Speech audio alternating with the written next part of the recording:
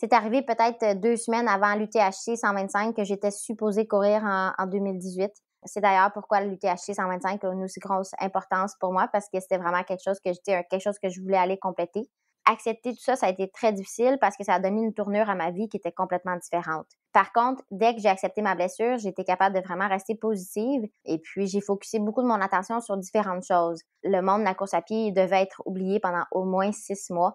Donc, j'ai focusé beaucoup sur le travail, sur mes relations, la famille, les amis, des choses comme ça. Puis, je pense que à la fin du compte, je suis reconnaissante que j'ai pu enrober ma vie de autre chose que juste la course à pied parce que c'est certain que si je m'étais pas cassé la jambe, probablement que, tu sais, j'aurais été vraiment seulement dans la course à pied et puis ça aurait changé là, un peu la trajectoire là, des dernières années parce que ça m'a quand même pris 4 ans là, revenir pour faire la course que j'avais planifié faire. Donc, c'est quand même assez exceptionnel de penser là, que ça m'a pris autant de temps.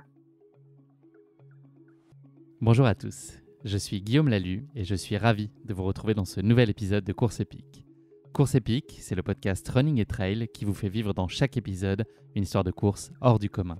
Athlète émérite, coureur confirmé ou anonyme passionné, quand la légende d'une course et la destinée d'un coureur se rencontrent, c'est dans Course Épique qu'elle se raconte. Course Épique, c'est un nouvel épisode chaque mercredi, mais c'est également chaque lundi matin un extrait de l'épisode à venir pour bien démarrer la semaine ensemble. Nous avons donc rendez-vous 2 fois par semaine. Et si vous souhaitez suivre notre actualité au jour le jour et découvrir les coulisses du podcast, je vous donne rendez-vous sur notre compte Instagram courseepique.podcast. Je vous propose de partir aujourd'hui à la découverte d'une athlète à l'immense talent. Cette athlète québécoise s'appelle Marianne Hogan, elle a signé de prometteuses et retentissantes performances sur les sentiers, en 2017 notamment, avant que des blessures à répétition ne viennent drastiquement bousculer sa trajectoire sportive. C'est après 4 ans de blessure que Marianne a pu finalement renouer avec le plaisir des sentiers sur l'Ultra Trail Arikana au Québec au mois de septembre dernier. Cette course marque son retour tant attendu avec un dossard. Une course qui lui a réservé son lot d'imprévus, pour le pire et bien évidemment pour le meilleur. Plongez avec moi dans ces échanges avec Marianne, une athlète à l'enthousiasme et à l'énergie très communicative. Toujours très généreuse et sans calcul sur les sentiers, elle l'a également été avec moi lors de nos échanges, fidèle à elle-même. Mais je ne vous en dis pas plus. Marianne va vous raconter tout ça bien mieux que moi. Bienvenue dans notre nouvel épisode de Course Épique, à cœur joie. Bonjour Marianne, comment vas-tu? De bon matin? Bonjour, ça va bien, merci toi? C'est la forme? Oui, la grande forme. Eh ben moi, c'est pas la forme. Moi, il est 6 heures de plus que toi déjà, puisque tu es au Québec, et puis j'ai une nuit compliquée avec les enfants, donc j'ai dormi 5 heures. Mais ça va aller. Je suis ravi qu'on puisse échanger, et ça me donne une sacrée forme. Oui, c'est une bonne pratique pour les ultras, les enfants. Ça pratique vivre ta vie sans trop de sommeil. Eh ben, je peux dire que je suis prêt là. Je peux Good. tout faire. Marianne, je suis ravi d'échanger avec toi dans ce nouvel épisode de Course Épique. Il faut dire que j'entends parler de toi depuis très longtemps et en des termes très élogieux, notamment par Nicolas Fréret, que je salue, qui est créateur entre autres du podcast hautement recommandable La Bande AD+, ou encore de Mathieu Blanchard, que tu connais de longue date.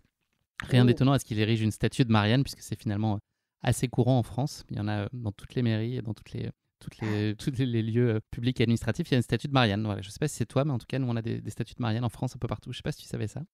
Non, je savais pas. C'est pas aussi populaire au Québec, je pense. Bah ouais, parce qu'elle représente en fait les valeurs de la devise liberté, égalité, fraternité. Donc voilà, c'est elle qui représente la République française finalement. C'est OK. Marianne. Et ouais, un gros privilège.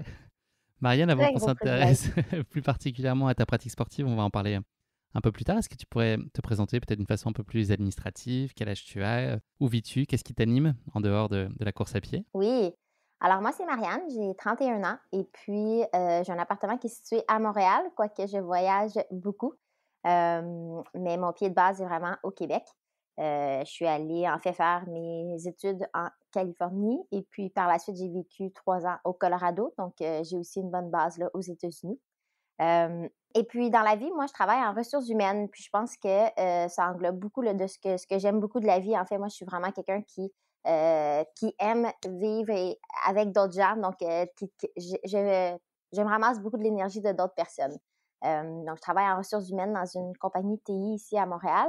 Et puis, je suis aussi entraîneur avec le coaching du coureur. Donc, encore une fois, j'aime ça beaucoup partager ma passion avec d'autres gens qui se lancent entre elles. Donc, c'est un peu ce que je fais là, à l'extérieur du monde de la course à pied. On va remonter dans le temps, loin, loin, loin. Est-ce que tu peux nous parler de la petite fille que tu étais? C'était quoi tes traits de caractère? Est-ce que tu étais une petite fille apaisée, très tonique, déjà très sociable et ouverte aux autres? Ouais, ben, je pense que c'est mon enfance qui a fait en sorte que je suis devenue quelqu'un d'assez sociable. Je suis en fait la plus jeune de 4 enfants et puis on est 4 enfants en 4 ans. Donc c'est Wow. sûr que Ta maman doit j'ai être prête pour plein d'ultra trail aussi, là, je pense. exactement. Mais c'était vraiment cool, en fait, grandir. Là, on a grandi dans une petite ville, de campagne, ça s'appelait Bedford, dans les cantons de l'Est, au Québec. Et puis, ben, en étant la plus jeune de 4, j'avais toujours quelqu'un avec qui jouer, avec qui faire du sport, et puis on a vraiment grandi, là, dans une famille où on n'avait pas le droit d'écouter la télé, on était toujours encouragés à aller jouer dehors, donc on a fait tous les sports, là, tu sais, le soccer, le basketball, le dehors avec mes frères, là, j'ai fait beaucoup de ça.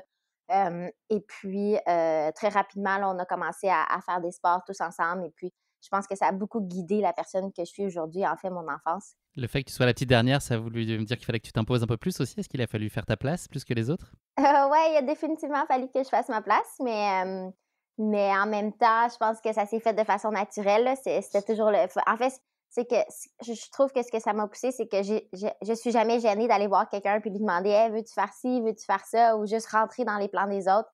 Je suis quand même quelqu'un qui est assez flexible puis, qui aime ça justement, tu sais, se joindre à d'autres plans. Et puis je pense que vraiment c'est le fait que j'étais la plus jeune, puis tu sais, mes frères faisaient quelque chose, puis je faisais juste faire qu'est-ce qu'ils faisaient, puis j'adorais ça, puis j'avais du plaisir avec eux, mes frères et ma sœur bien sûr. Mais je pense que ça a beaucoup guidé la personne que je suis aujourd'hui. C'était quoi tes sports de cœur à l'époque? Ben, on a commencé, très jeune, j'ai commencé à faire de la natation. Donc, à l'âge de comme 7-8 ans, là, j'avais commencé par faire du patinage artistique, mais c'était vraiment pas pour moi, là. Je C'était le trouvais que côté patinage ou artistique qui te plaisait pas?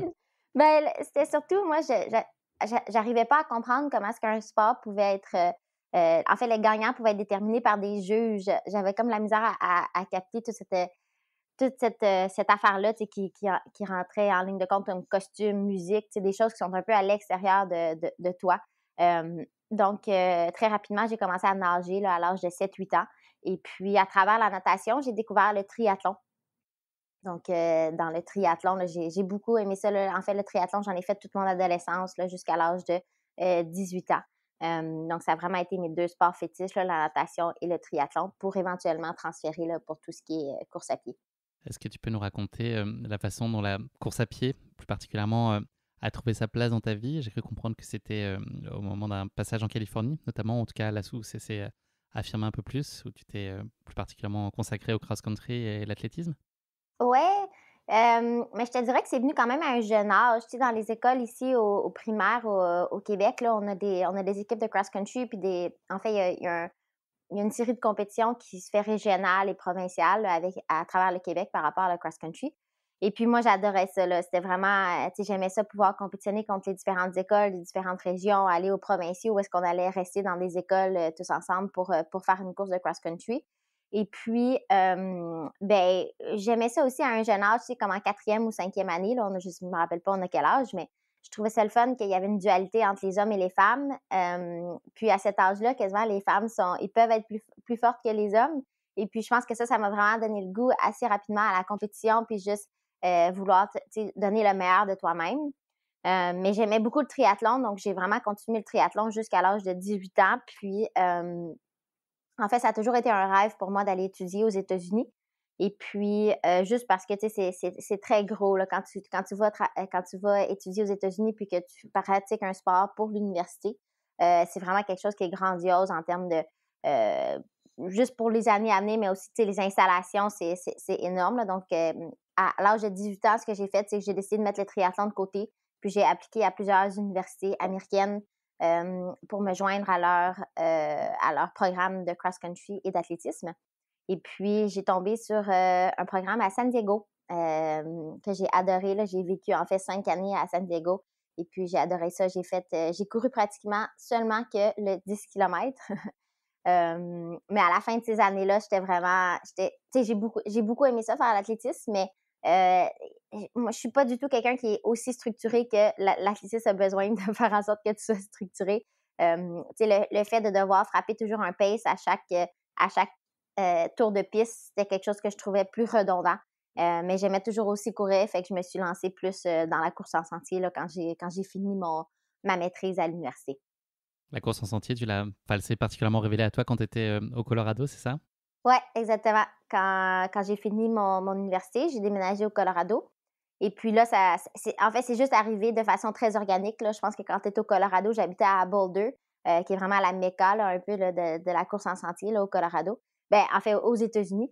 Et puis, c'est juste, ça s'est fait de façon naturelle. J'ai commencé à courir en sentier. J'ai commencé à rencontrer beaucoup de gens qui faisaient de la course en sentier. Je me suis joint à des groupes. J'ai fait partie d'une communauté. Puis, en fait, une chose après l'autre a fait en sorte que je me suis lancée là, dans le monde, dans le monde de l'ultra assez rapidement. Ça ressemblait plus, toi, justement, à ce côté un peu détaché de la contrainte et ce sentiment de liberté, de sociabilité. C'était plus aligné finalement avec ce que tu es. Oui, absolument. Je trouve que la course en santé, moi, ce que j'adore de la course en santé, c'est que justement, c'est que t'es pas focusé sur ton pace, t'es pas focusé sur rien, t'es vraiment focusé sur comment tu te sens, puis comment est-ce que tu attaques la montagne tu sais, c'est à toi de voir ta stratégie de course, puis tu sais, c'est pas une stratégie de course qui est très linéaire, tu sais, même si tu as un plan préétabli, il y a différentes choses qui vont survenir durant une course qui font en sorte que tu es obligé de réagir à ce qui se passe.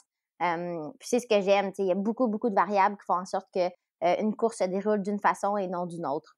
Sur cette dimension compétitive qu'on sent t'anime aussi beaucoup, est-ce que si tu devais placer le curseur, est-ce que c'est une compétition qui est plutôt face à toi-même ou est-ce que c'est plutôt l'émulation, essayer de faire aussi, de te challenger et d'être confronté, le terme est un peu excessif, mais en tout cas voilà, d'être en compétition avec d'autres. Est-ce que tu le fais plus pour toi ou est-ce que tu le fais plus pour aussi te challenger? C'est sûr que je le fais beaucoup plus pour moi. Tu sais, même dans les courses, des fois, il y en a qui me disent souvent, tu sais, j'ai tendance à partir quand même assez rapidement. Puis il y en a beaucoup qui me disent que je devrais que je devrais pas faire ça ou que je devrais adapter mon style là, pour la compétition et tout ça. Mais ça vient vraiment de moi. Tu sais, quand je démarre la course, je me sens vraiment bien. Puis c'est juste le sentiment qui m'emporte. Puis tu sais, je me lance dans une course. Donc, euh, je passe un peu moins de temps à me soucier de ce que les autres font, puis plus comment moi je me sens à travers d'une distance, puis je gère de cette façon-là. L'ultra-endurance sous plein de formes, en fait, elle est très présente dans ta vie. Qu'est-ce qui explique aussi que tu sois allé vers ce type de format très éprouvant? Parce que voilà, la compétition, elle peut exister sous plein de formes, sous les sports collectifs, sous les sports individuels, mais qui sont peut-être, voilà, le 10 000 mètres, c'est un exercice qui est encore différent, même si très délicat. Qu'est-ce qui t'appelait, toi, dans l'ultra-endurance? C'était peut-être l'introspection, la quête aussi personnelle, d'être un peu dans la douleur et le dépassement de soi aussi sur un temps long. Qu'est-ce que tu venais y chercher? Ben, je pense que la quête personnelle, elle vient en deuxième plan. Pour moi, ce qui m'a vraiment appelée avec l'ultra, c'est euh, j'adore le fait que ce soit autant communautaire. Et puis j'adore le fait aussi que pour compléter un ultra, tu ne peux pas faire ça tout seul. Tu sais, je veux dire, si vraiment tu veux bien réussir à un ultra, tu dois avoir des gens qui t'accompagnent, tu dois avoir une équipe avec toi. Et puis ça, je trouve ça vraiment le fun. Tu sais, quand je suis rentrée dans le monde de l'ultra, j'avais, tu sais, le concept d'un pacer, puis le concept d'une crew. J'ai toujours trouvé ça super le fun. Puis intéressant de pouvoir amener des gens de ton entourage à t'aider dans ta réussite. C'est vraiment pas un sport individuel, contrairement à beaucoup d'autres sports de course à pied. Tu sais, je pense que l'ultra, c'est vraiment le sport qui rassemble. Donc oui, pour ta progression personnelle, mais c'est aussi l'aspect communauté. Là, tu sais, quand tu fais des entraînements d'ultra, tu sais, c'est tellement pas difficile de trouver des gens pour aller faire pour aller faire une niaiserie une fin de semaine, là, tu sais, des sorties qui font pas d'allure. Et puis, la camaraderie aussi, là, je dirais que dans le monde de l'ultra, la camaraderie, elle est assez, elle est assez particulière, puis c'est vraiment ce que je préfère. C'est sûr qu'il y a le concept de dépassement de soi, je peux pas passer à côté de ça non plus. Je trouve ça vraiment intéressant de toujours voir, tu sais, où est-ce qu'on peut amener notre corps ou qu'est-ce qu'on peut faire pour pousser les limites. Puis moi, ce que j'adore le plus dans le monde en ultra, c'est que des fois, tu vas frapper un down, puis tu penses vraiment que tu as trouvé le fin fond du baril. Et puis, sans raison particulière, à un moment donné, tu te ressors de ce gouffre-là et puis tu es capable de continuer d'avancer. Puis ça, j'ai toujours trouvé ça extrêmement intéressant. Est-ce que tu es du genre à dire non si on te propose une sortie là pour demain matin? Est-ce que tu vas dire oui dans 100% des cas, quel que soit le contexte et la situation? Tu peux pas Ouais, résister? Toujours ouais, partante? je dirais que c'est même problématique, là. Je pense que j'apprends avec les années, mais c'est certain que dans le passé, il y a eu des moments où j'aurais pas dû faire quelques sorties et peut-être que ça m'aurait évité quelques blessures. Mais tu sais, dans mon monde idéal, je serais toujours en mesure de dire oui à des sorties, oui à des défis, oui à des idées un peu rigolotes là, qui arrivent là, sur mon chemin. Je digresse un peu, mais cette approche très instinctive et très spontanée, qu'on sent presque artistique, j'ai envie de dire, dans ta pratique de la course à pied, est-ce que c'est quelque chose qui se traduit aussi dans ton quotidien et dans ta façon d'être dans la vie de manière générale, ou c'est vraiment juste très spécifique à ta pratique? Non, je suis vraiment quelqu'un comme ça. Je suis capable de suivre des plans, évidemment, et je suis capable de m'adapter avec les gens, mais moi, personnellement, je vis vraiment pas ma vie de façon, tu sais, carrée, là. Moi, c'est vraiment, tu sais, je vois comment la vie arrive, puis je réagis en conséquence. Puis j'adore ça, tu sais, chaque matin, je sais jamais vraiment trop qu'est-ce que je fais, puis comment est-ce que je vais procéder et puis c'est vraiment quelque chose que j'adore et puis que je pense que c'est quelque chose aussi qui m'aide en ultra parce que tu sais jamais vraiment qu'est-ce qui va t'attendre, puis c'est justement d'être capable de réagir et de ne pas stresser par rapport à différentes situations. Fait que oui, c'est dans la course à pied, mais c'est vraiment dans ma vie, là. Tu sais, si quelqu'un m'invite à faire quelque chose qui n'a rien à voir avec la course à pied, je vais tout aussi être, je vais être aussi partante, là, pour ces plans-là aussi.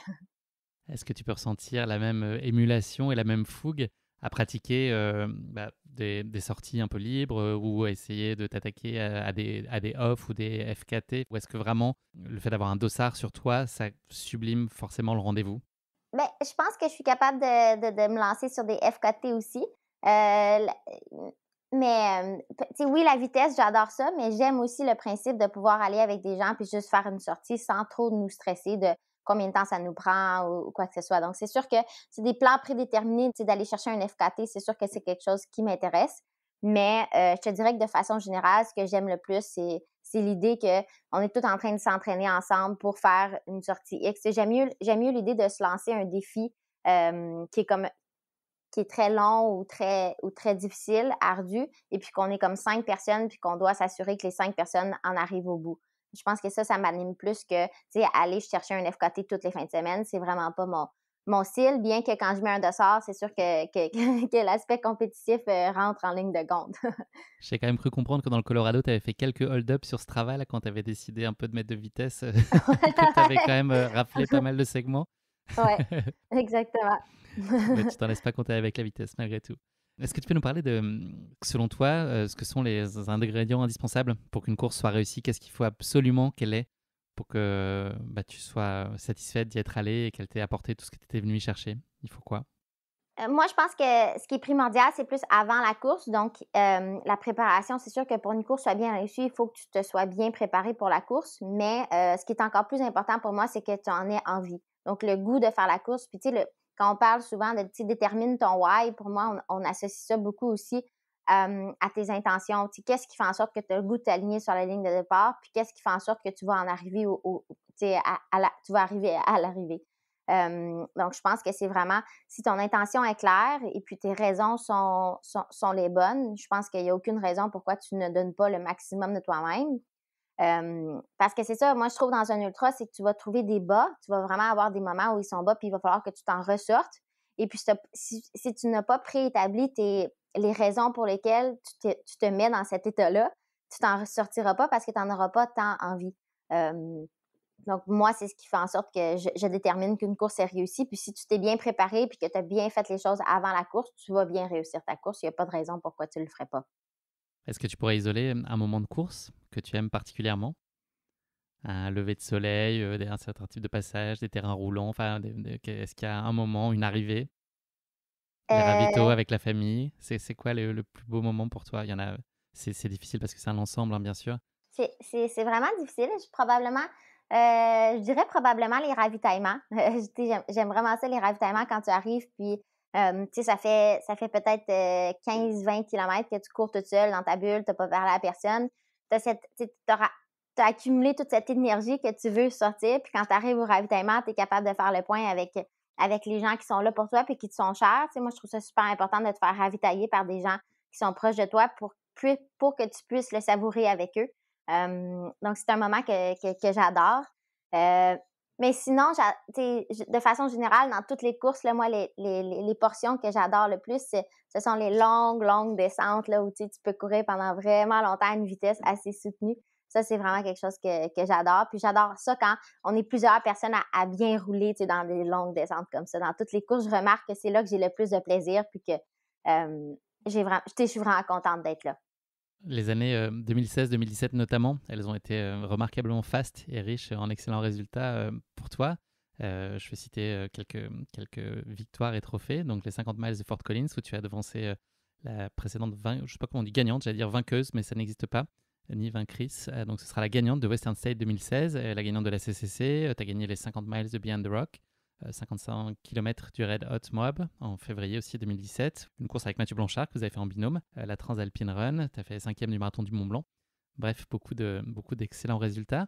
Est-ce que c'est à ce moment-là de ton parcours que tu as commencé à identifier, à prendre conscience du potentiel que tu pouvais avoir? Est-ce que c'est déjà des choses dont tu étais convaincu un peu plus tôt ou est-ce que c'est quelque chose que tu n'as même pas encore aujourd'hui accepté? Est-ce que tu as le souvenir à un moment de te dire, OK, j'ai un potentiel à exploiter, j'ai vraiment envie de creuser, de densifier les efforts pour essayer d'aller le plus loin possible? Ben, j'aimerais ça revenir sur la question que tu m'as demandé plus tôt, tu sais, quand je fais une course, est-ce que je me compte, est-ce que je la fais pour moi-même ou pour d'autres? Puis je pense que, tu sais, quand tu es nouvelle dans le sport, puis justement, à l'année 2017, j'étais assez nouvelle, tu sais, puis je me suis alignée, tu sais, je me rappellerai toujours à Crowdwalk, je me suis alignée contre des gens, tu sais, Casey, Claire, Anna May, c'était 3 personnes qui avaient gagné des grosses courses dans le monde de l'ultra puis qui étaient très reconnues. Et puis moi, quand je me suis alignée sur la ligne de départ, c'est sûr que j'en étais consciente, que, tu sais, je m'alignais contre des gens qui avaient un très bon résumé de course. Mais c'est très important pour moi de juste faire ma course. Et puis c'est vraiment ce qui est arrivé. Tu sais, je suis arrivée, j'ai fait ma course, je me suis pas vraiment préoccupée de ce que les autres faisaient. Et puis ça a fait en sorte que j'ai l'idée, tu sais, pratiquement toute la course. Et puis je pense que c'est ce qui est le plus important pour les gens, c'est de savoir que c'est pas parce que d'autres personnes ont fait d'autres choses dans le passé que toi, tu peux pas faire quelque chose d'impressionnant dans le futur. Fait que c'est sûr que ce genre de performance-là, est venu solidifier un peu la confiance en moi.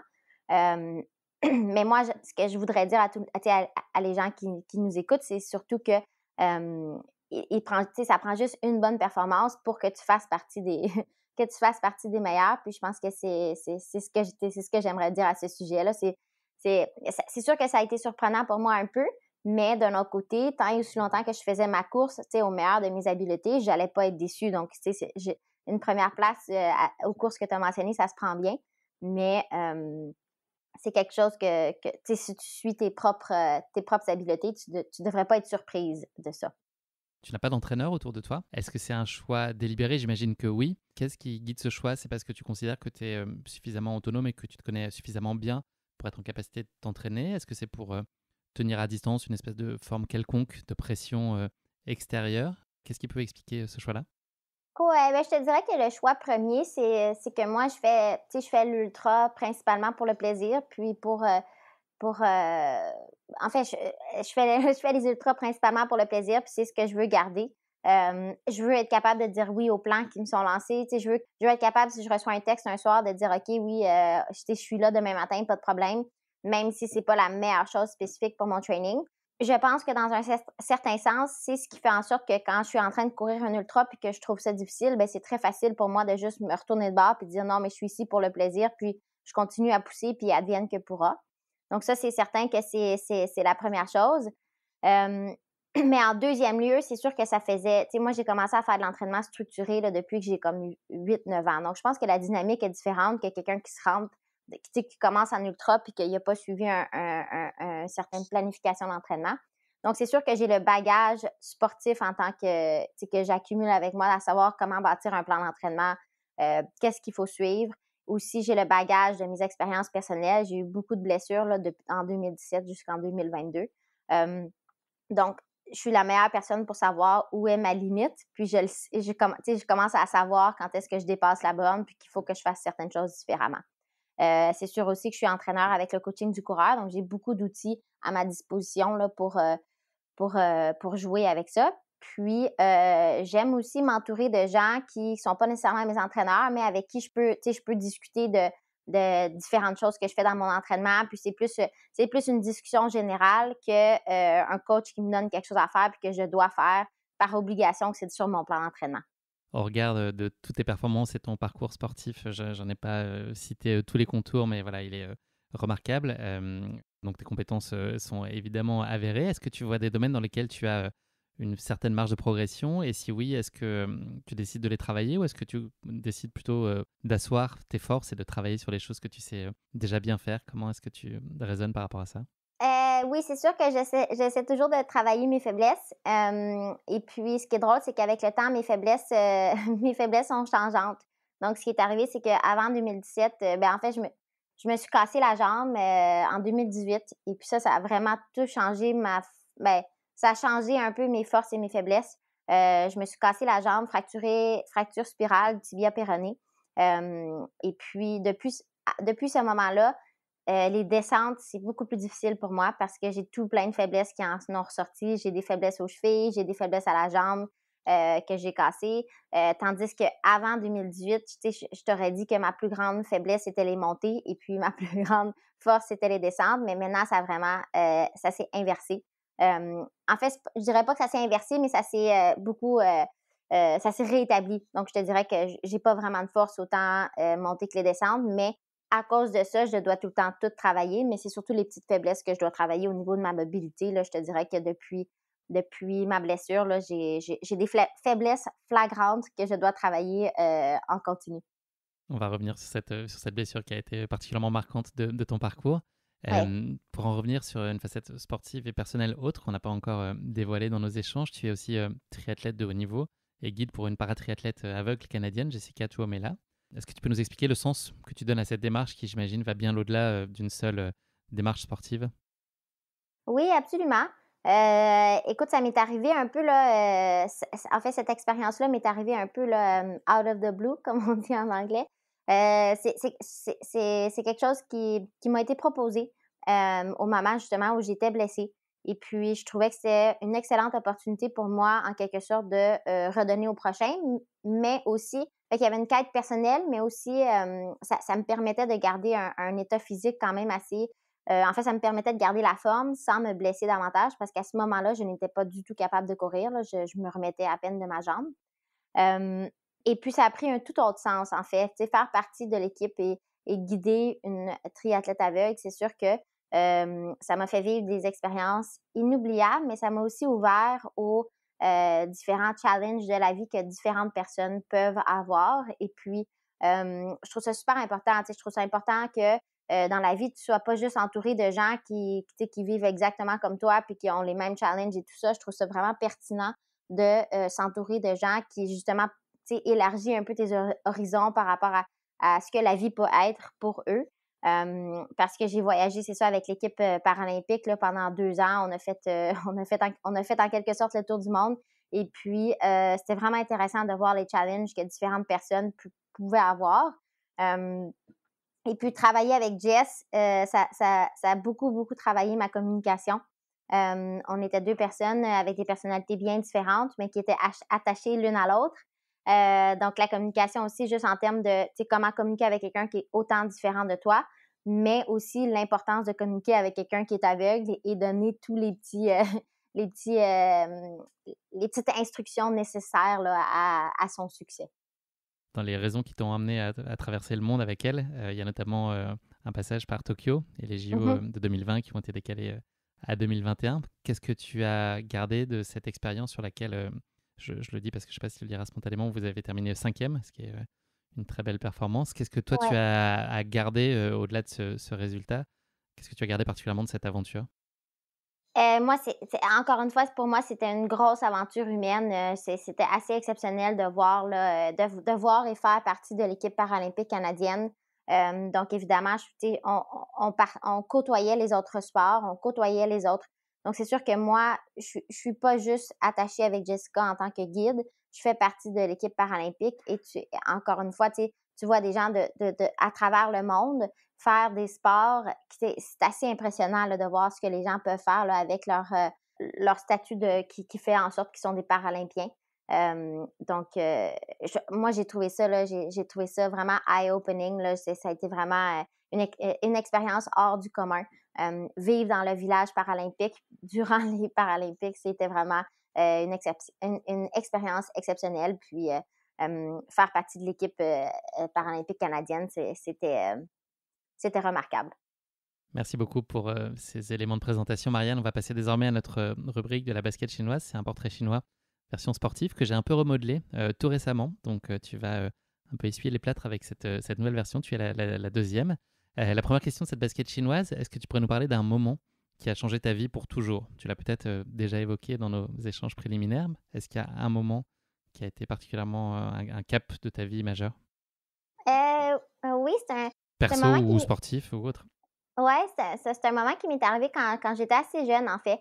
Quand j'étais assez jeune, c'est ça, j'étais nageuse et puis, j'étais une nageuse correcte, tu sais, j'étais pas tant, je serais pas allée aux Olympiques en natation, disons. Et puis quand j'ai appliqué dans un programme, sport-études, je devais avoir 10 11 ans, je me rappelle plus trop.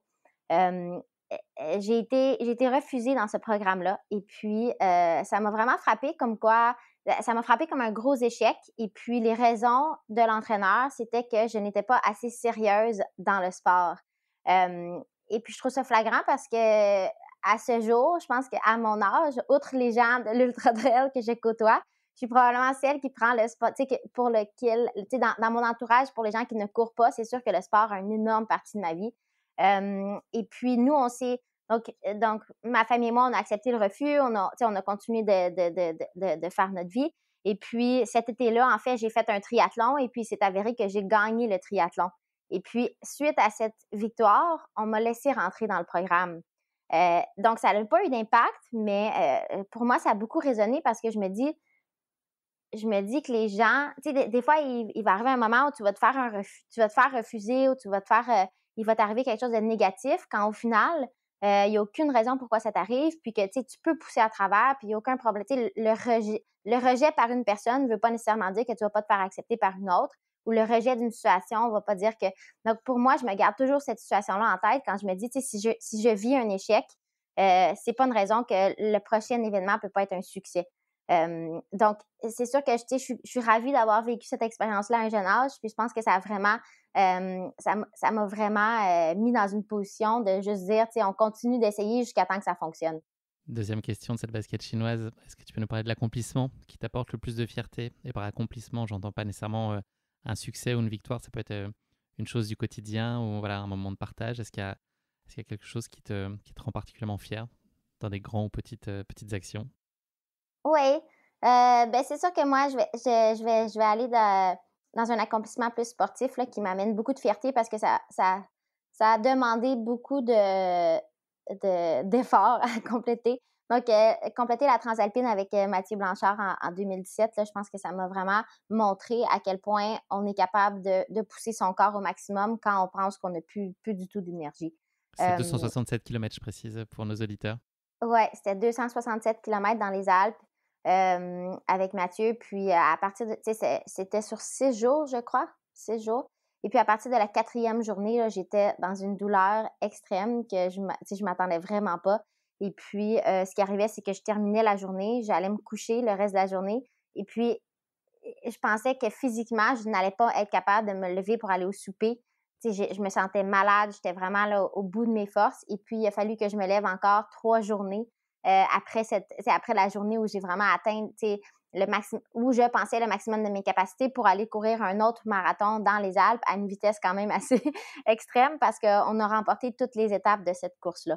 Donc, c'est sûr que moi, puis encore une fois, c'est aussi un eye-opening à savoir quand tu penses que tu as atteint le fond du baril, tu en as toujours plus. Et puis, ça a beaucoup.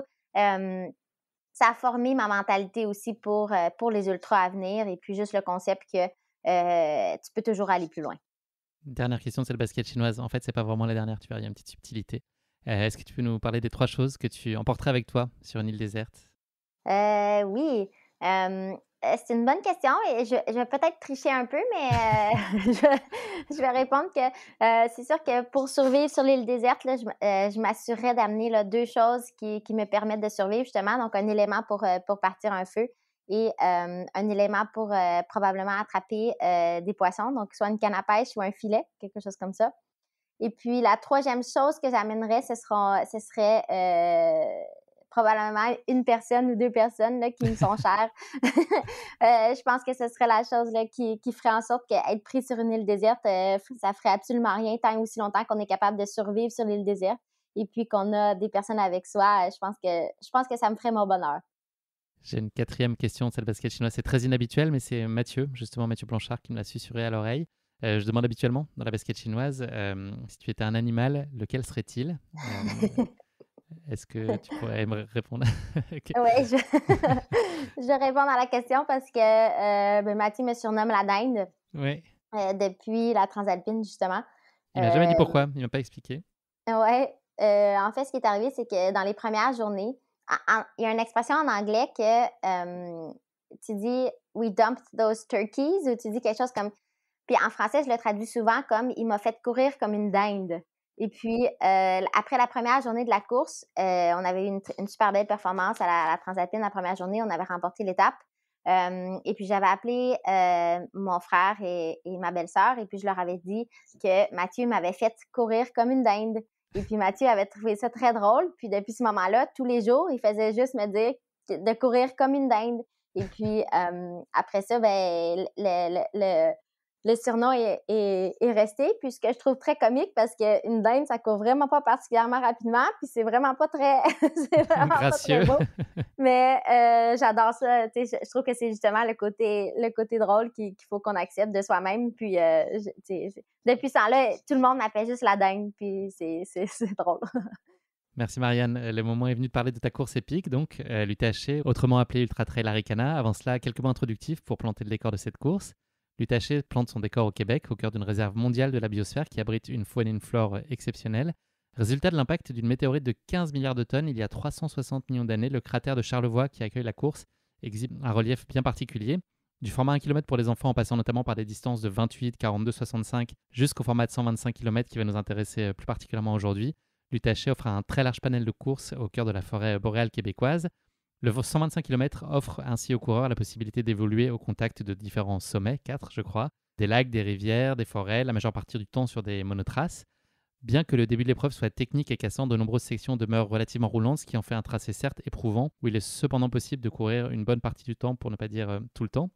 Donc là, je dresse un portrait qui est presque paradisiaque du parcours, mais ne vous y trompez pas, il se veut être redoutablement exigeant. En témoigne le fait que seul un peu plus de la moitié des participants ont passé la ligne d'arrivée de l'épreuve depuis sa création en 2016. Donc voilà, maintenant tout le monde est à peu près incollable sur l'UTHC et puis tu vas compléter évidemment avec ta course épique que tu vas partager avec nous. Mais avant ça, j'ai une partie de l'épisode qui s'appelle la question qui pique de course épique. Donc c'est une question gentiment piège, très très gentiment piège que je pose à mes invités. Je vais te proposer aujourd'hui là aussi un nouveau format inédit de timeline. Je ne sais pas si tu connais ce jeu, c'est un jeu qui marche bien en France. L'idée, c'est c'est un jeu de défaut, c'est un jeu de cartes où il faut placer des cartes par ordre chronologique. Donc, dès que tu pioches une nouvelle carte, tu dois la placer à droite ou à gauche d'une carte qui est posée devant toi selon que tu penses que ça s'est passé avant ou après. Donc, c'est plein de faits historiques ou des inventions, ça peut être plein de choses. Donc voilà, donc je vais faire cet exercice-là en te citant 4 événements qu'il va falloir placer par ordre chronologique. Donc, le premier d'entre eux, c'est justement la date de l'impact de la météorite dont je t'ai parlé tout à l'heure et qui a formé le cratère de Charlevoix il y a 360 millions d'années. Donc, ça, c'est il y a un petit moment. La deuxième date, c'est l'invention des plaques carbone pour les chaussures de running. Est-ce que c'est avant ou après? Pas évident comme question. Ensuite, l'extinction des dinosaures. Et enfin, l'apparition des coyotes dans la région de Charlevoix. Donc, qu'est-ce que tu pourrais me dire du plus ancien au plus récent, chacun dans l'ordre, entre la météorite qui a créé ce cratère à Charlevoix, l'invention des plaques carbone pour les chaussures de running, l'extinction des dinosaures et l'apparition des coyotes dans la région de Charlevoix? OK.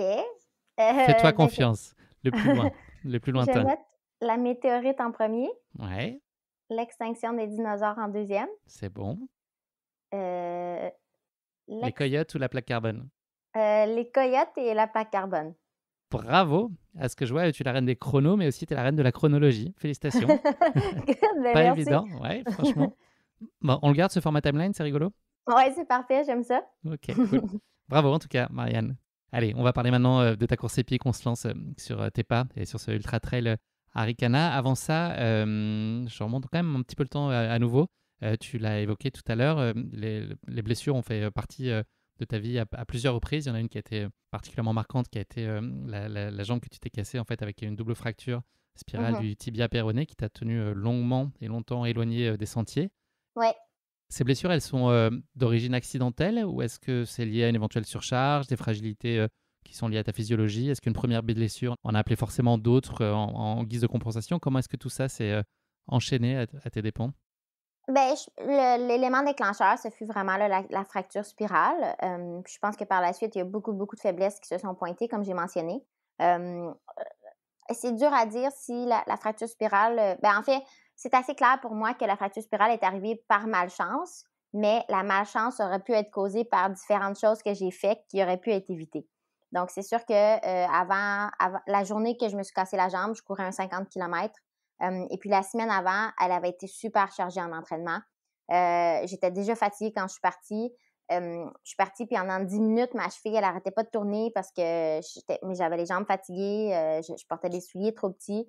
Euh, et puis, en fait, ce qui est arrivé, c'est que ma jambe, elle a tourné, elle est restée prise, puis ça a fait casser ma jambe, l'impact.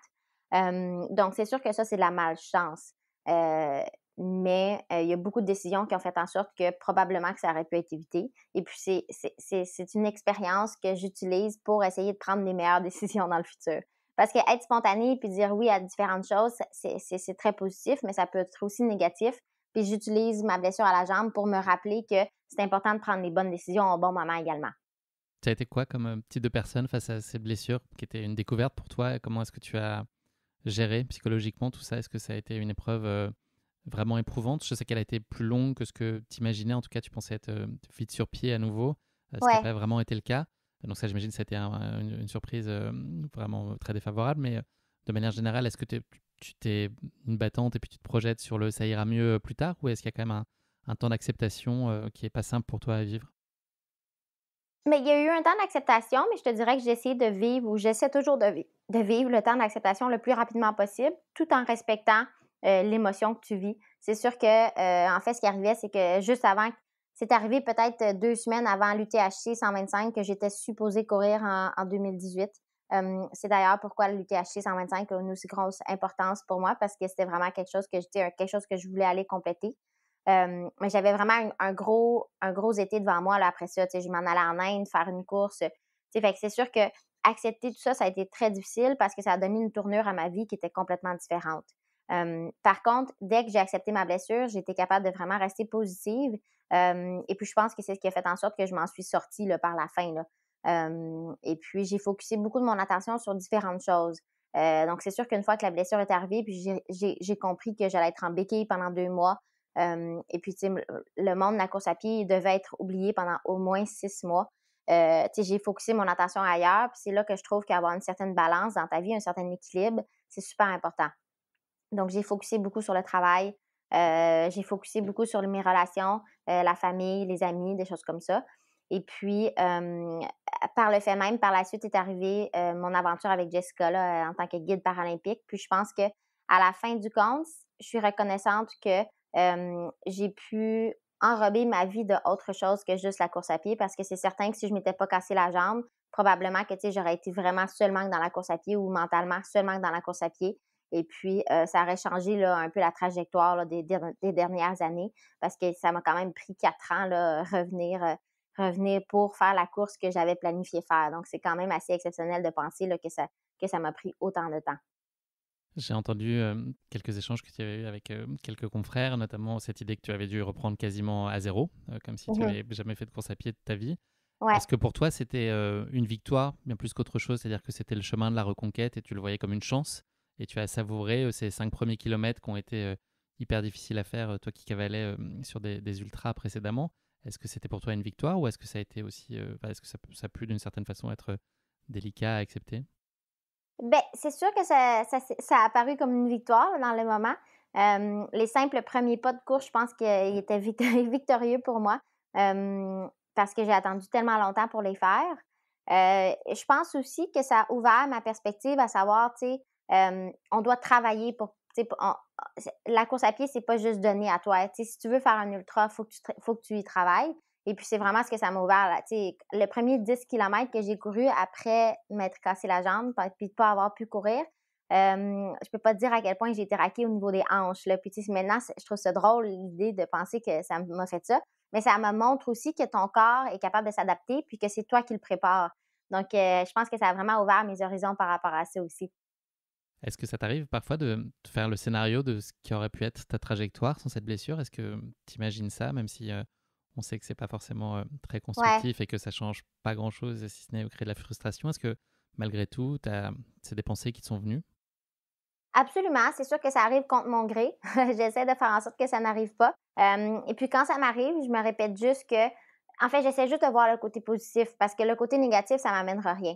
Euh, donc, je pense que ma blessure m'a développé beaucoup tu sais, de mentalement. Ça m'a travaillé beaucoup pour rester positif puis réagir aux problèmes négatifs qui t'arrivent. Donc, si jamais tu sais, je tombe dans ce scénario-là où je me dis, tu sais, j'aurais pu faire ces courses-là moi aussi, j'aurais pu faire ci il y a 4 ans. C'est juste qu'il faut s'adapter et puis il faut savoir réagir de façon positive. Donc, c'est sûr que ça m'arrive, mais j'essaie de faire en sorte que ça m'arrive pas. Tu aurais dû donc participer à l'UTHC en 2018. Est-ce que tu Mhm. peux nous expliquer ce qui initialement t'a guidé vers cette course-là? Pourquoi ton choix s'est porté vers cette course? C'était un incontournable? Qu'est-ce qui te donnait envie sur cette course? Ouais, ben c'est sûr que c'est incontournable pour moi. Et puis, ce qui est arrivé, c'est que, dans le fond, moi, j'étais supposée guider Jessica jusqu'en 2020 à Tokyo. Mais Tokyo 2020 est devenu Tokyo 2021. Donc, ça a vraiment fait en sorte aussi que mon retour en ultra, encore une fois, a été décalé pas mal. Et puis, les Tokyo se sont terminés. Puis, 2 semaines plus tard, il y avait l'UTHC 125. Donc, c'est sûr que, tu sais, quand je commençais à penser à l'après-paralympique, pour moi, tu sais, je voulais retourner en ultra le plus rapidement possible, même si ma préparation n'était pas optimale, parce que je m'entraînais beaucoup plus en triathlon qu'en course en sentier à ce moment-là. Mais c'est certain, tu sais, quand j'ai voulu me relancer sur le 125, il y a beaucoup de gens qui m'ont dit, mais tu sais, Marianne, pourquoi est-ce que tu fais pas le 65 ou le 80, qui aurait été le choix le plus raisonnable? Parce que j'étais vraiment pas aussi bien préparée pour un 125 que j'aurais dû l'être. Mais pour moi, à ce moment-là, moi, je voulais juste refaire le 125 que j'étais supposée faire il y a 4 ans. Puis je me disais aussi, c'est la première fois en X nombre d'années que je suis capable de courir puis que je serais capable de compléter le 125. Fait que si la performance n'y est pas, ça me dérange pas autant que juste le fait de pouvoir le compléter. Fait que c'est ça qui a guidé un peu ma décision à faire le 125 là, en septembre passé. Ta préparation, elle a été un peu atypique, tu viens de nous l'expliquer. Est-ce que c'est de manière générale, dans des cycles en tout cas plus habituels, mais peut-être que ça fonctionne aussi avec des préparations pour du triathlon, est-ce que c'est une période que tu aimes bien? Est-ce que la prépa, c'est quelque chose que tu ne rechignes pas à faire en aucune circonstance, quelle que soit la saison, ton humeur, la difficulté, le type de séance? Est-ce que tu t'y prêtes facilement? Est-ce qu'il y a des sacrifices qui te paraissent plus difficiles que d'autres à faire? Ah non, moi j'adore la préparation. Je pense que la préparation, je préfère ça à les courses. Tu sais, les longues sorties, moi, c'est quelque chose que j'adore puis que je pourrais toujours faire, là, les fins de semaine, là. Mes fins de semaine sont habituellement dédiées là, à des longues sorties en nature, puis c'est vraiment quelque chose que j'adore. Donc absolument pas, là. En fait, la préparation, c'est le plus important pour moi. Donc c'est sûr que le triathlon a juste fait en sorte que je pouvais pas courir autant du tout.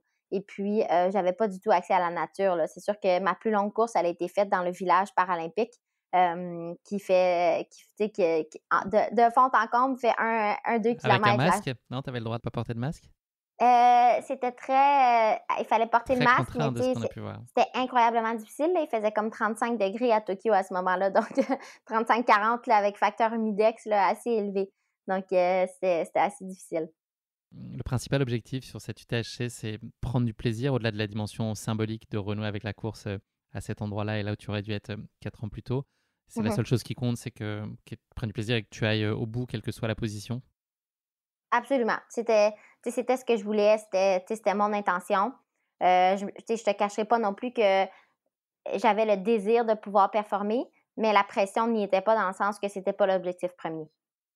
Qu'est-ce que t'inspire le parcours qu'on peut qualifier de technique, comme je l'expliquais tout à l'heure? Est-ce que sur le papier, c'est un terrain qui est plutôt à ta main?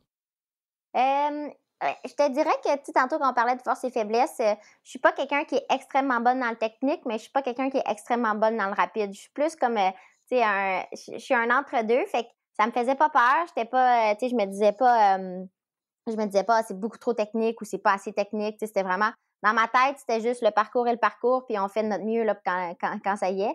Mais c'est sûr que vu ce qui est arrivé, puis on va y arriver, là, peut-être un peu moins technique, ça m'aurait aidé là, à la fin de la course. Est-ce qu'en amont de la course, c'est impensable pour toi de te dire que tu vas être sur la réserve et dans la retenue compte tenu de ce qui s'est passé pour toi les années précédentes? Est-ce que tu as cette idée d'y aller à fond, enfin de ne pas aller contre nature et d'y aller, en tout cas si c'est pas à fond, en tout cas de t'écouter pleinement et puis de donner quand même et puis de faire confiance à ton instinct? Absolument. Je veux dire, moi, c'est toujours ce que je fais, puis ça n'a pas été différent là, à l'UTHC. Là. Même que j'ai peut-être été un peu trop à fond au début. Là. Je me rappelle les premiers 4 kilomètres. Là, je pense qu'on les a courus en bas de 4 minutes du kilomètre. Donc, on est parti vraiment vite. Puis, mais j'ai du plaisir de A à Z. Là. Je regrette absolument rien. Puis, il n'y a pas de problème. Mais c'est sûr que, tu sais, si jamais je me construis un calendrier avec des courses A et des courses B, je pense qu'il va vraiment falloir que je me parle là, quand je fais une course B pour essayer là, de Tu peux pas gérer faire un que peu des courses A, c'est pas possible, Marianne. Elles peuvent pas toutes être Exact, A, sinon il y a exact. plus de B. Exact. Est-ce que cette reprise, finalement, elle a été source d'une certaine nervosité pour toi en amont? Je sais pas, la nuit précédente, est-ce que tu as eu du mal à trouver le sommeil? Est-ce que tu as le cerveau qui cogitait beaucoup pour cette reprise ou est-ce que tu étais très sereine? Euh, J'étais vraiment sereine, mais je t'avouerai qu'il y a quelque chose que j'avais lu un article là, la journée avant, puis probablement que je n'aurais pas dû lire, mais ça m'a pas touché tant que ça. C'est juste que c'est sûr que ça a ajouté un coup de pression de plus. J'avais lu un article qui disait, dans le fond, qui posait la question à savoir si je serais capable de performer à la hauteur de mes performances en 2017. Ce que j'ai quand même trouvé difficile parce que c'est sûr qu'entre 2017 et 2021, il y a beaucoup de choses qui sont arrivées.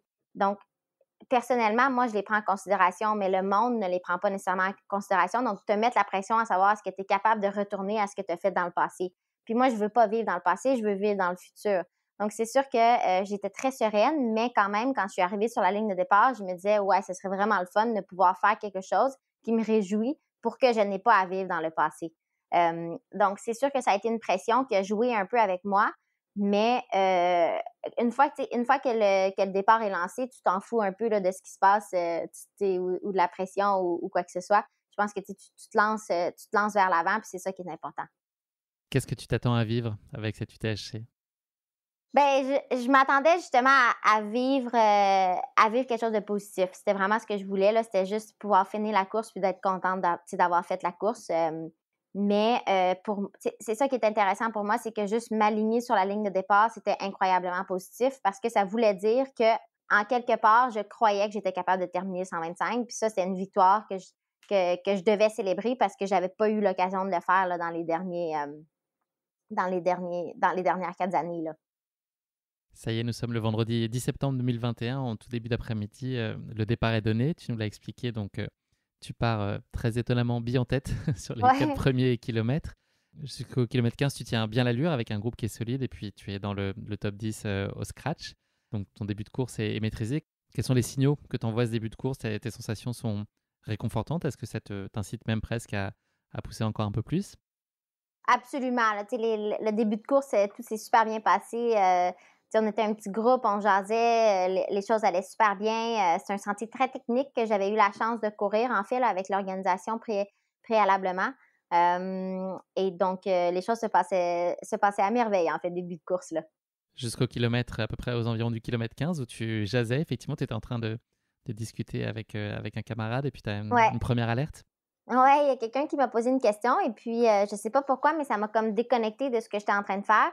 Puis au même moment où j'ai répondu, en fait, ma cheville gauche, qui est l'opposé de celle que je me suis cassée, qui vit toujours en fait, c'est celle qui est toujours le plus loadée, en fait, en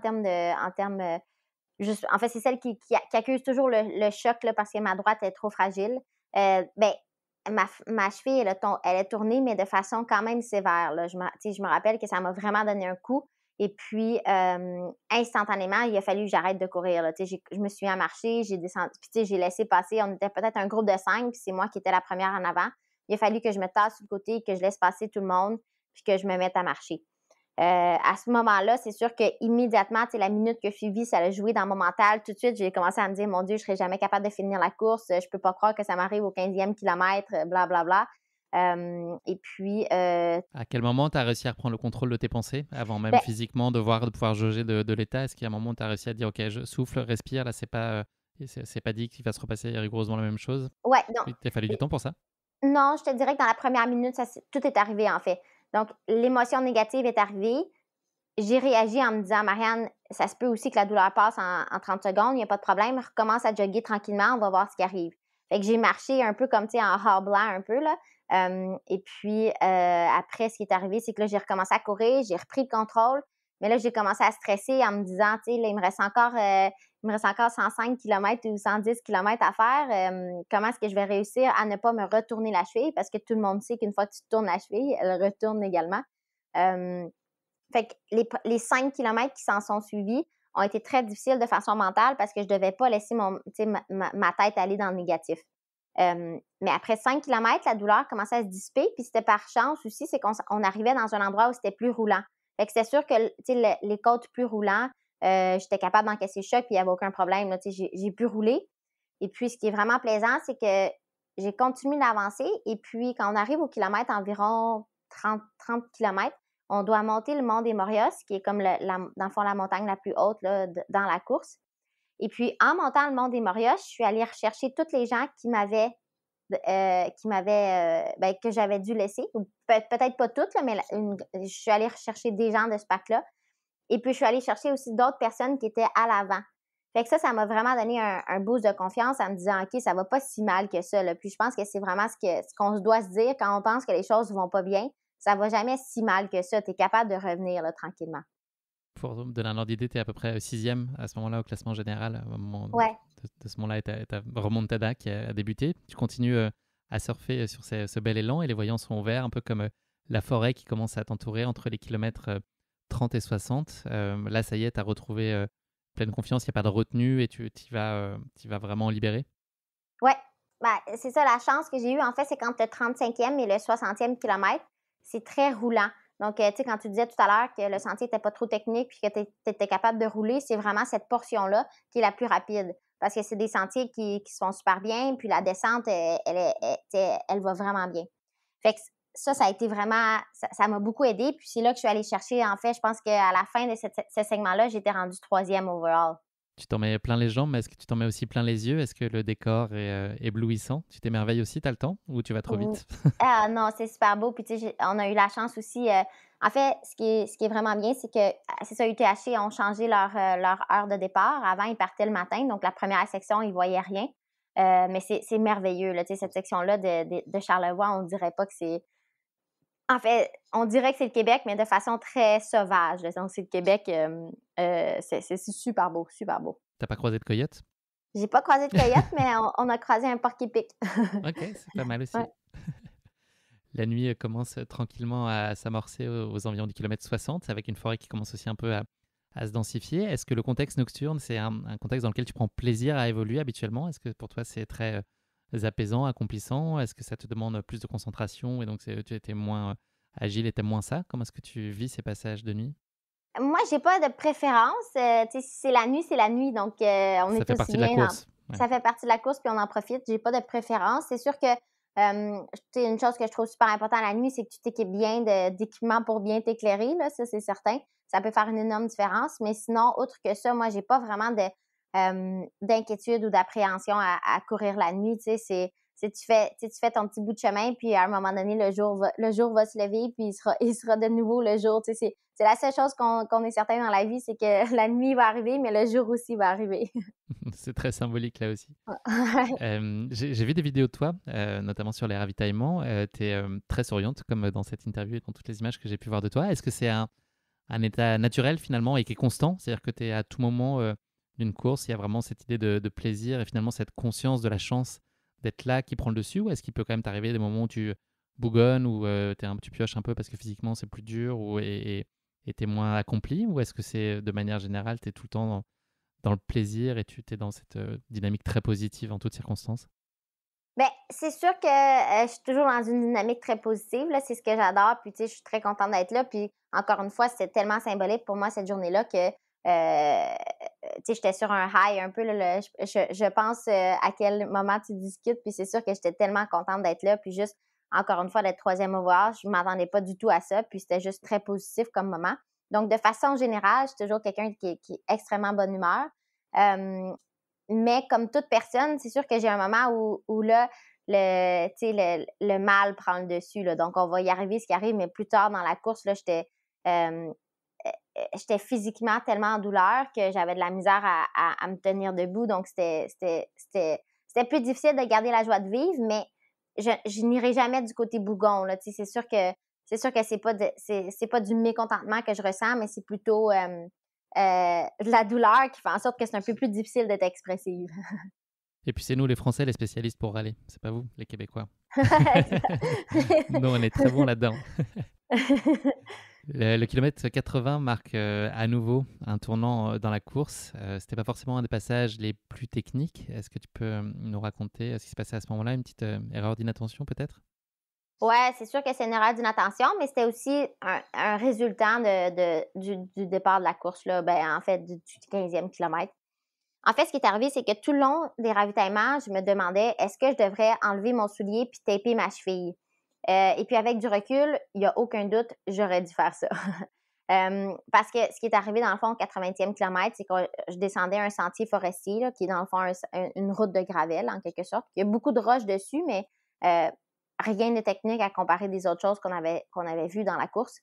Et puis, je ne sais pas qu'est-ce qui est arrivé, mais dans le fond, ma cheville, elle a tourné, mais vraiment plus loin. Là. Je me rappelle que j'avais l'impression que ma cheville était allée en dessous de mon pied. Là. Et puis, j'ai senti un gros, déchirement en quelque sorte. Là. J'ai senti un bruit. Et puis, la douleur qui après ça, était en quelque sorte insoutenable. Là. Donc, là, à ce moment-là, j'ai pas eu le choix. Il a fallu que je m'assoie. Et puis là, c'est quand même assez particulier parce qu'il devait être minuit environ. J'étais assise toute seule dans un sentier forestier, puis il y avait personne à l'horizon. Là. Fait que dans ces 5 minutes-là qui a suivi, ça a été très difficile parce que là, à ce moment-là, je me suis demandé si j'allais être capable de terminer la course parce que j'étais tellement en douleur que je pouvais pas me lever puis je pouvais pas considérer mettre du poids dessus. Fait que j'ai laissé passer le temps. Encore une fois, au bout de 5 minutes, j'étais encore toute seule, j'avais personne. Fait que j'ai décidé, je vais me relever puis au moins essayer de marcher pour voir si je suis capable de me rendre à l'arrivée. Et puis, j'ai commencé à marcher, puis petit à petit, la douleur s'est comme dissipée un peu. J'ai attaché mes souliers le plus serrés. Je me suis dit, si jamais j'enlève mon soulier, mon pied va gonfler. Là. J'ai déjà eu des déchirures, j'ai déjà eu des... fait que j'ai attaché mon soulier le plus serré possible, puis j'ai commencé à faire mon petit bout de chemin. Et puis, quand j'ai vu que j'allais être capable de marcher, au moins trottiner, au moins en boitant un peu, je me suis dit, j'ai pris la décision à ce moment-là, je vais me rendre à l'arrivée, peu importe ce qui arrive. Et plus j'avançais, moins la douleur était grosse, mais j'avais toujours pas le contrôle sur ma cheville, puis il restait quand même un bon 45 km à faire. Mais j'étais capable de trottiner et puis éventuellement, j'étais capable de jogger. Puis les montées, ça allait quand même bien. Fait que je montais de façon quand même assez soutenue, mais les descentes, c'était assez horrible, là, je te dirais. J'avais aucun contrôle sur ma cheville, puis j'étais pas capable de vraiment mettre mon poids dessus parce que si elle allait pas directement droit, elle retournait parce qu'elle était pas du tout tapée ou rien de tout ça. Fait que compléter la course, ça a été quand même assez demandant. Est-ce que ces kilomètres d'après, tu as commencé un peu à faire tes calculs et puis à essayer de revoir tes objectifs, ou est-ce que tu n'es pas tellement dans cette logique-là d'imaginer peut-être essayer de préserver ta position et de rester en tout cas première féminine sur la course? Est-ce que ça reste ton combat ou est-ce que c'est plus ça le sujet et l'idée c'est juste de se donner les chances d'aller au bout? L'idée, c'était vraiment la chance d'aller au bout. Mais ce qui est arrivé, c'est quand j'ai été capable de continuer d'avancer, je commençais à me dire, mais mon Dieu, ça va pas si mal que ça. Et puis, quand je suis arrivée comme autour du kilomètre 100, là, je me suis dit, OK, mais là, je suis pas si... tu sais, je commençais à me dire que probablement que la première marche du podium était inatteignable, mais j'étais encore en première position. Donc, je me disais, tout dépendamment quand est-ce que la deuxième femme me rattrape, je vais pouvoir évaluer si la deuxième ou la troisième place va être encore sur la table. Donc, mais d'un autre côté, je pouvais avancer seulement par rapport à mes limites. Là, je pouvais pas, en fait, ce qui est arrivé, c'est que là, la première femme m'a dépassée entre le kilomètre 100 et 106. Là. 106, il y a un ravitaillement. Puis elle m'a dépassée dans l'endroit où tu pouvais descendre quand même assez rapidement. C'était pas trop technique. Puis, je l'ai vu passer, là, puis c'était impossible pour moi de même considérer aller à cette vitesse-là. Là. Donc, c'est sûr que là, j'ai mis un X là-dessus. Que tu acceptais bien le fait de mettre cette croix là sur cette idée-là, c'était facile à accepter? Tu étais raisonné par rapport à ça? C'était très facile parce que il y avait aucun doute. Il y avait même pas un doute dans ma tête que je pouvais essayer. Là, c'était même pas. Elle est passée vraiment en courant, tandis que moi, j'étais à peine capable de marcher. Là, j'étais vraiment. Je joguais un peu, mais il n'y avait aucun doute que j'allais pas être capable d'aller avec elle. Donc, j'ai accepté ça très rapidement. Je suis arrivée au ravitaillement, puis là, l'objectif, c'était d'arriver deuxième. Je m'étais comme mis dans ma tête, OK, c'est beau, maintenant, le nouvel objectif, c'est d'arriver deuxième. Puis j'ai demandé à ma crew, j'ai dit, la troisième, elle est où? Et puis, ce qui est drôle, c'est que ma crew a refusé de me dire où était la troisième. Puis, j'étais un peu comme, là, rendu là, il était rendu peut-être 3 heures du matin, là, je sais pas, il était quelle heure, mais tu sais, c'est sûr que j'étais un peu, j'étais pas toute là. Puis, je sais pas pourquoi, mais j'ai accepté l'information. J'ai juste dit, OK, puis je suis partie. Puis là, en montant par après, j'ai dit pourquoi j'ai pas insisté pour demander, tu sais, au moins pour que j'ai une idée. Parce qu'après ça, j'ai couru tout le dernier comme 20. Puis tu sais, j'essayais juste de monter un peu, mais comment? Tu sais, quand tu montes, t'as une blessure, fait que t'es comme un peu toujours en train de faire, de compenser d'un côté. Mais tu sais, finalement, j'ai été capable de maintenir ma place, puis je me suis rendue, là, mais c'était assez c'était plus stressant, là, les derniers 20 kilomètres, Tu disons. jetais les coups d'œil au-dessus de ton épaule régulièrement? Absolument, absolument. Donc tu réussis à préserver cette deuxième place féminine et puis tu arrives cinquième au scratch après 16 heures et 53 minutes d'effort. Et Mhm. donc c'est deux faux pas, sans mauvais jeu de mots. Quel est le sentiment qui prime? C'est beaucoup de satisfaction d'avoir préservé ce résultat qui est quasi inespéré au regard du contexte. C'est vraiment ça qui prend le dessus au moment où tu franchis la ligne d'arrivée? Ouais, j'ai vraiment reçu. J'ai aucun sentiment négatif après terminer. Là, c'était pas. Tu sais, j'étais juste contente d'avoir pu terminer. Ça, c'était la première chose qui me remplissait de bonheur. Mais en deuxième lieu, c'est sûr que je suis pas insatisfaite avec une deuxième place puis une cinquième place overall. Quand quelque chose de négatif t'arrive, il faut aussi que tu prennes ça en considération puis tu dis, ce qui est arrivé cette journée-là, c'est arrivé. Puis j'ai vraiment livré le meilleur que je pouvais là, cette journée-là. Donc, j'étais nullement déçue. Ce qui m'a déçue, par contre, c'est la récupération par la suite. Là. Après ça, il a fallu que je recommence. Là. J'ai fait 2 semaines sans course, puis recommencer, ça a été assez douloureux. Puis ce processus-là de revenir, ça a été quand même assez difficile. Mais l'émotion de terminer la course puis de ce que j'en pensais, c'était très positif. Tu as très vite pensé justement aux conséquences, là, une fois l'énergie de la course, l'adrénaline qui retombe un peu, tu t'es quand même assez vite fait reprendre par ces perspectives et ce doute que puisse y avoir un nouveau cycle. Oui et non, parce que dans le fond, la course que j'avais par la suite, c'était l'UTCT, l'Ultra Trail Cape Town, en novembre. Donc, dans ma tête, je sais pas pourquoi, mais je me suis juste dit, il y a pas de problème, en novembre, je vais être correcte. Fait qu'immédiatement, c'est ce que je me suis dit. Mais le processus a été très long quand même. Là. Ça a été très difficile pour moi de retourner en trail. Puis encore une fois, j'avais 0 contrôle sur ma cheville. Puis tout ça, tu sais, le processus de revenir, encore une fois, a été plus long que prévu. Puis je pense que c'est ça qui arrive aussi quand tu es positive. Tu sais, quand tu es positive puis tu dis tout va bien se passer, c'est sûr que quand les choses ne se passent pas nécessairement à merveille, tu te dis c'est un peu plus long que prévu. Ta façon d'être positive, c'est aussi de te projeter tout de suite sur d'autres rendez-vous, c'est ça, de recréer des objectifs de façon régulière pour être toujours dans cette idée d'avancer. Ouais, ben j'aime ça avoir quelque chose à l'horizon. Donc tu dis OK, je m'en vais vers là. Mais j'aime pas ça non plus me stresser avec tout plein d'événements. Tu sais, j'aime ça savoir que dans 2, 3 mois, j'ai ça, tu sais, j'ai le temps de me préparer, ça se passe bien. Mais j'ai pas besoin de quelque chose à chaque 2 semaines pour me garder motivée. Là. Je suis vraiment quelqu'un qui aime le processus, comme j'ai mentionné. Mais me projeter dans un futur semi-éloigné, j'aime ça quand même. Pour revenir sur les résultats, juste dire quand même que Jenny a terminé donc première femme et elle a Mhm. fini deuxième au scratch, voilà, Ouais, pour donner l'issue de sa course à elle. oui, absolument. Qu'est-ce que cette course, elle t'a appris ou qu'est-ce qu'elle a conforté sur toi? Enfin, qu'est-ce qu'elle t'a permis de comprendre? Est-ce que c'était une libération aussi de voir que tu pouvais retrouver quand même ce niveau de performance qui a été un peu contrarié par des éléments exogènes, mais voilà, en tout cas de te dire que tu étais tout à fait à ta place, que tu retrouvais le plaisir que tu avais il y a quelques années plus tôt. Tout ça était encore bel et bien là. Ouais, absolument. Je pense que, tu sais, c'est comme la pression que j'ai ressentie avant la course, puis le doute que j'avais en quelque sorte dans ma tête, à savoir, tu sais, est-ce que j'en suis encore là? Est-ce que je suis encore capable de faire ça? Je pense que tout ça s'est confirmé à l'UTHC, puis tu sais, ça m'a ramené dans un endroit où je me sentais vraiment bien avec ce que je pouvais faire, puis ce que je veux faire. Donc, c'est sûr que pour moi, la course a eu un énorme impact là, pour ma saison, tu sais, la saison qui a suivi, puis juste le mental et le processus de tout ça. Donc, c'est pourquoi l'UTHC a joué quand même un grand rôle là, à mon retour, là, sans aucun doute. S'il n'y en avait qu'une, quelle est l'image que tu retiendrais de cette UTHC? C'est laquelle tu penses là maintenant tout de suite? Ouais, C'est le c'est ravito vraiment. avec la famille, les proches? Oui, le ravito, absolument.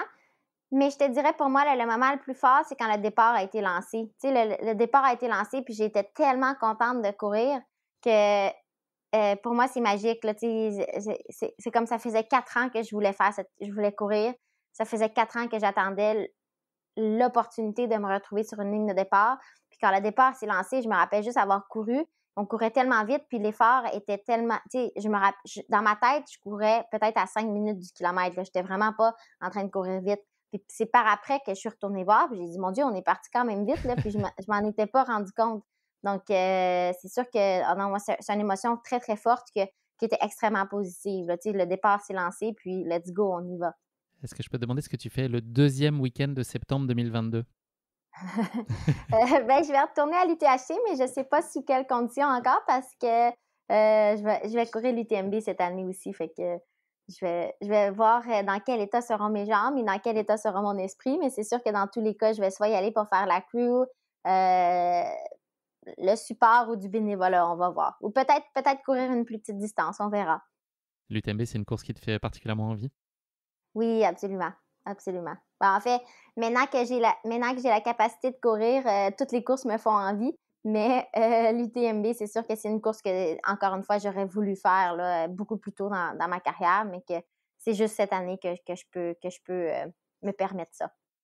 Avant cette UTMB, il y a une grosse course de référence qui te tend les bras, qui est un gros morceau, Ouais. qui est la Western, pour Mhm. laquelle tu t'es qualifié grâce à un golden ticket que tu n'as pas eu dans une chocolaterie, mais que tu as eu grâce à ta victoire en janvier dernier sur la Bandera, une Ouais. course de 100 km aux États-Unis, c'était en début d'année. Qu'est-ce que ça représente pour toi d'être sur la Western? Écoute, la Western, pour moi, ça, c'est un rêve que j'avais là, depuis quand j'ai commencé à faire l'ultra. Là. C'est vraiment quelque chose que je voulais faire. D'autant plus que moi, j'adore la chaleur. J'adore vraiment la chaleur. Et puis, comme j'ai mentionné tout à l'heure, j'aime ça les longues descentes.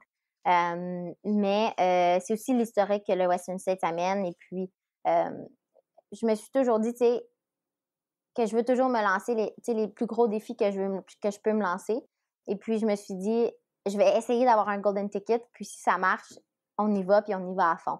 Donc, moi, cette année, je m'étais inscrite à les 3 courses golden ticket. Puis, j'ai eu la chance de l'avoir la première course que j'ai faite. Mais c'est sûr que je me suis lancée dans la course là, de la même façon que je me suis lancée dans l'UTHC. Là, tu sais, je suis partie à fond sur le 100 km, puis j'ai jamais regardé derrière. Là, donc, puis ça a donné ce que ça a donné, puis je suis vraiment, vraiment contente du résultat. Puis j'ai vraiment hâte de voir là, qu'est-ce qui va se passer le 25 juin parce que j'ai l'enthousiasme qu'il faut, ça c'est certain. La course, elle est dans un mois pile, quasiment, enfin un jour près. Ouais. Tu es satisfaite de ton état de forme là, à un mois près Et puis en termes d'objectifs, est-ce que à nouveau, l'idée, c'est pas tant une place, c'est d'essayer de faire le mieux que tu peux et Mhm. que imaginer que tout aille bien et que tu tiennes la distance sans trop souffrir? Ouais, absolument. Je suis quand même satisfaite de mon état de forme. La seule affaire, c'est qu'il m'est arrivé vraiment quelque chose de plate, là. En fait, en mars, mi-mars, je suis allée courir sur la rue, là, vraiment, tu sais, il n'y avait pas de risque ou pratiquement pas. Mais j'ai pilé sur une plaque de glace sur le gazon, puis j'ai tombé. Puis ce qui est arrivé, c'est que j'ai disloqué mon os entre la jambe et la cheville. Et puis, depuis ce moment-là, j'ai beaucoup, beaucoup de difficultés avec ma cheville gauche, qui est encore ma cheville problématique. Puis c'est ça l'affaire, c'est que quand tu te blesses une fois, surtout au niveau des ligaments de la cheville, tu es toujours plus propice à te reblesser. Donc, je te dirais que ma préparation a pris une tournure tout différente. J'ai fait beaucoup, beaucoup, beaucoup de millages sur la route plutôt qu'entre elles. Mais j'espère que dans le dernier mois, je vais être capable de peaufiner là, les choses que je dois peaufiner pour pouvoir arriver là, fin prête, là, le 25 juin, mais j'ai vraiment été capable de faire le maximum de ce que j'ai pu faire. Puis, je me dis aussi que la façon que je m'en allais, c'est que j'étais vraiment en pleine forme le mi-mars, puis je me disais que si je continuais dans cette lignée-là, peut-être que j'aurais trouvé mon pic avant la Western States, puis c'était pas l'objectif. Donc, on va voir ce qui va arriver, puis j'ai hâte quand même là, de prendre le départ. Si on se projette à plus long terme, est-ce qu'il y a un défi, une course, une aventure qui te fait particulièrement envie, peut-être un rêve de gosse, ou voilà, quelque chose que tu aurais envie de vivre à tout prix? Est-ce qu'il y a un projet de cette envergure-là qui te tient particulièrement à cœur et que tu voudrais un jour accomplir dans ta vie? J'aimerais beaucoup me relancer sur une course à étapes en binôme. Il y en a beaucoup qui me viennent en tête, mais en fait, il y a beaucoup de courses à étapes qui me viennent en tête, mais j'en ai pas une en tant que telle. Tu sais, je pense que je vais prendre les opportunités comme elles se présentent, puis voir un peu. J'aime ça me projeter dans le futur, mais dans un futur assez rapproché. Donc, pour moi, c'est vraiment facile de focuser sur Western States puis l'UTMB. Puis même en ce moment, tu sais, je focus juste Western States, puis je pense pas du tout à l'UTMB. Donc, c'est par la suite que ça va arriver. Donc, c'est un peu comme ça que je vois pour le reste des choses. Mais c'est certain qu'une course en binôme ou une course à étapes, je trouve ça vraiment, vraiment intéressant. Je trouve que ça amène une dynamique aussi d'une course qui est vraiment le fun parce que tu suis des gens pendant une semaine complète. Donc, tu as non seulement le partenaire avec qui tu cours, mais tu as aussi les gens avec qui tu fais la course que tu apprends à connaître au quotidien. Puis ça, je trouve que c'est quelque chose que j'aime beaucoup et que j'aimerais refaire. C'est ma dernière question de l'épisode. C'est le moment du motto de la fin. Est-ce que tu aurais une devise à partager avec nous qui illustrerait ta philosophie de vie ou la façon dont tu appréhendes ta pratique? Ben moi, le motto que j'aimerais que je vis, puis je me le dis toujours en anglais, là, puis je sais pas c'est quoi la traduction exacte, là, mais je dis toujours « choose to be optimistic ». Parce que je pense vraiment qu'être positif, c'est un choix. Puis que, en fait, voir la vie de façon positive va toujours t'aider. Moi, je suis convaincue qu'il n'y a jamais une fois où voir la vie de façon négative t'amène du positif. Donc, c'est vraiment ma devise par rapport à tout. Là, s'il y a quelque chose de négatif qui m'arrive, ben, comment est-ce qu'on peut tourner ça en positif? Autant dans la course à pied que dans la vie. Puis, je pense que c'est quelque chose aussi qui est propre, qui peut être utilisé par tout le monde. Là. C'est la devise que je choisis là, d'avoir là, dans ma vie au quotidien. Donc, c'est pas court comme une dinde, ta devise au quotidien. Non, ça se fait de façon naturelle. J'ai pas besoin de me répéter.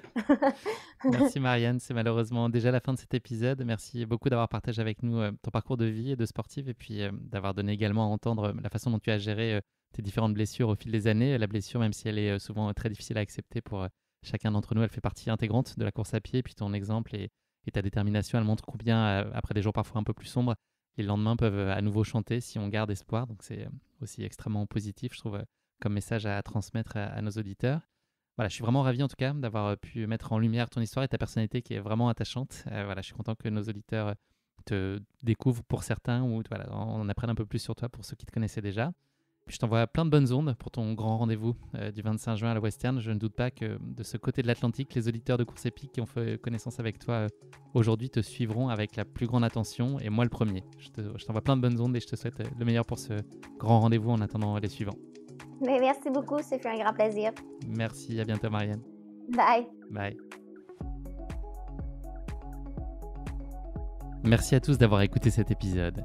Si vous l'avez écouté jusqu'ici, c'est qu'il vous a probablement plu, alors n'hésitez pas à le partager autour de vous et également à vous abonner, à noter et à rédiger un avis sur votre plateforme d'écoute favorite. C'est essentiel pour que Course Épique soit mise en avant et puisse ainsi continuer à se développer. Cela ne vous prendra que quelques secondes et ça change beaucoup de choses pour le podcast. Merci encore infiniment pour votre soutien et pour votre fidélité et je vous dis à très bientôt pour une nouvelle Course Épique, évidemment.